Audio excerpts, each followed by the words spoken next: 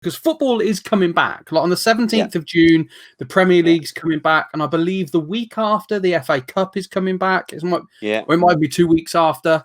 What do you reckon to like this whole situation that we're in?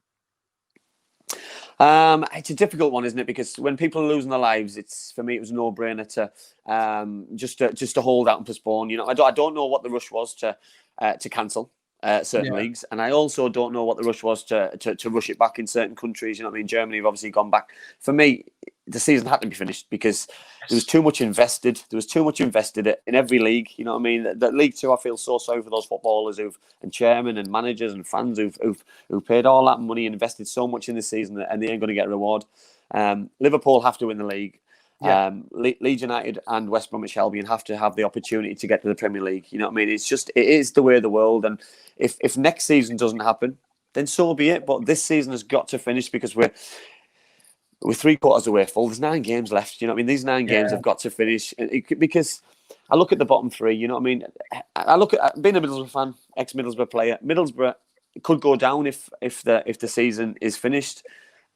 But I think that they deserve the opportunity to prove to every football fan around the world that they're good enough to stay up. And in those 9 games, I hope they do, because if the season was voided, they would have stayed up, because points per game, they would have stayed up. If the league was voided, they would have stayed up. So as a football fan and ex-Middlesbrough player, I'm taking a risk and putting my neck on the line saying that they will stay up. But I think they've got to prove that and earn the divine right. Like Liverpool have got to get over the line properly instead of being handed something which wasn't good and proper. Yeah, it's right, because you really, like we said about what's so good about football, is you really don't know how they're going to react to the pressure that they're under. Like Villa could save themselves if they just dig deep and get done, couldn't they? And like Leeds, I don't think Leeds could blow it, but it's not, you know what I mean? It's not defined in for what it is yet. And there's a lot of money riding on that.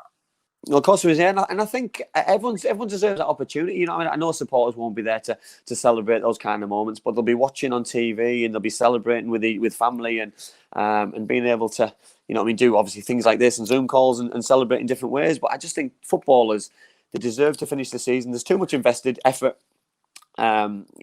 mental fatigue, physical fatigue. So I think that it's right that they're being able to finish. I don't know what the rush is. You know what I mean? There's no. For me, we could have waited a little bit longer and got a vaccine and made sure it was all safe and potentially got fans back in, or some fans back in, to make it a little bit different, because you know what I mean, I'm the same as everyone. I wanted football back, and then I watched the Borussia Dortmund Schalke game, and yes, I enjoyed the football because it was nice to see a competitive game, but the atmosphere was just so surreal. I don't know what I expected, and I got shot down a little bit on social media that what did he expect with no fans going to be there? I don't know what I expected, because I've never watched a game with no fans, and without well, a Champions League maybe with no fans, because there's a reason behind it. But this was different. This is because it had to be, and I don't know what I expected, I'll be honest. So I was excited, but then let down, disappointed, still confused at the same time. But then I wanted more. It was like a sixth sense, really. That I don't know what I wanted, but then I wanted more of it. It's because you're used to it, isn't it? I always find that the difference when you watch a game on TV to go into a live game. I always look for a replay when I see something. My instinct, like, okay, I need to see that again. But like, you can't at a live game. It's that you're just waiting for something special, aren't you? Yeah, and that's for me.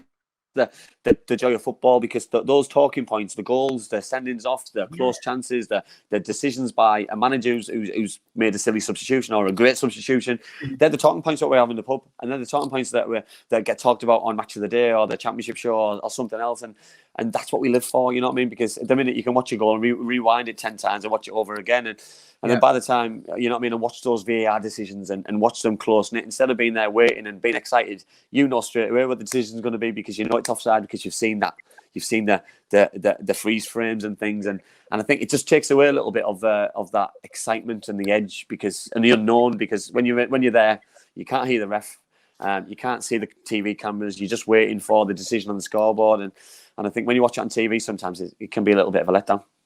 Can be.